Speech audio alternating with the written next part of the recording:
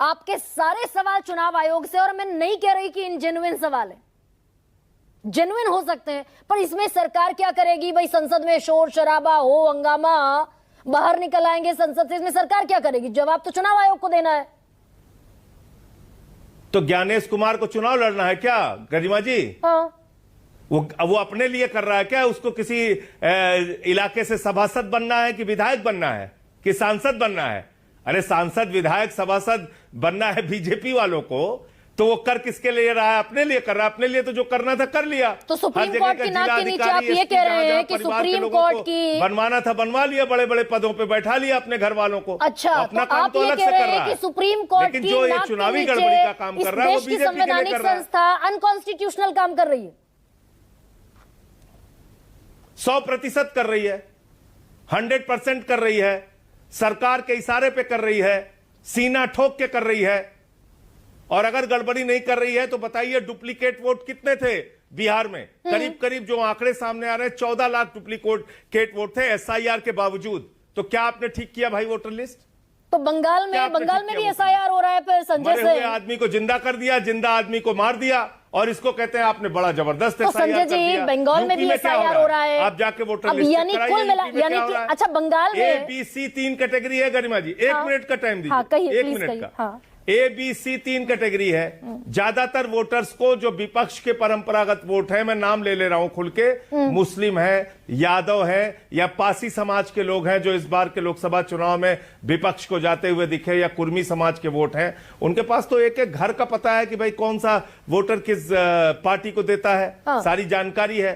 तो उसके हिसाब से वहां पर ज्यादातर वोट जो विपक्ष के परंपरागत वोट हैं वो C कैटेगरी में रख दिए जा रहे हैं। क्या आप कागज इकट्ठा करके देते रहिए आप? नहीं, बंगाल, अच्छा ठीक है, बंगाल को आपने बिहार के चुनाव को 3 महीने पहले प्रेडिक्ट कर दिया था कि बिहार में विपक्ष हारेगा। ये आपने 3 महीने पहले प्रेडिक्ट किया था। भाई बंगाल में भी एसआईआर हो रहा है, तो बताइए, अगर यही स्ट्रेटजी आप कह रहे हैं एसआईआर इसलिए हो रहा है, तो फिर तो ममता बनर्जी हारती दिखेंगी बंगाल में।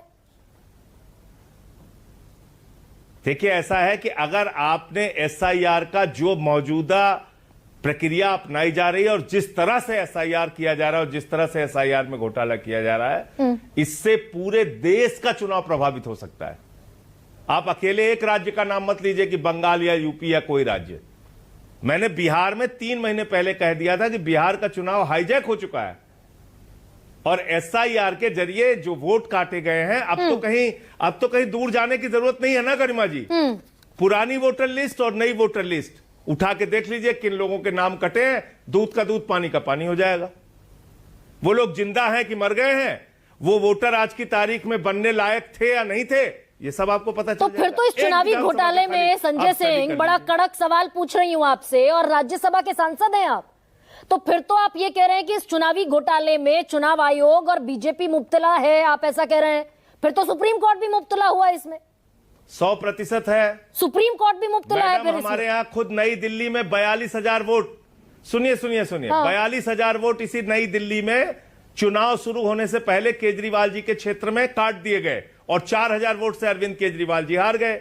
दिल्ली के इसी नई दिल्ली विधानसभा में मंत्रियों के घर में, जहां लोकसभा में 3 वोट थे, विधानसभा में 33 वोट थे, लोकसभा में 2 वोट थे, विधानसभा में 26 वोट थे।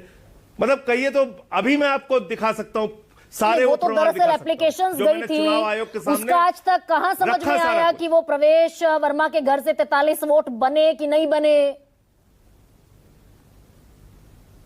ये मैं चेक करूंगा या मैंने सारे प्रमाण ले जाके दे दिए तो उसके बाद चुनाव आयोग चेक करेगा? आप बताइए।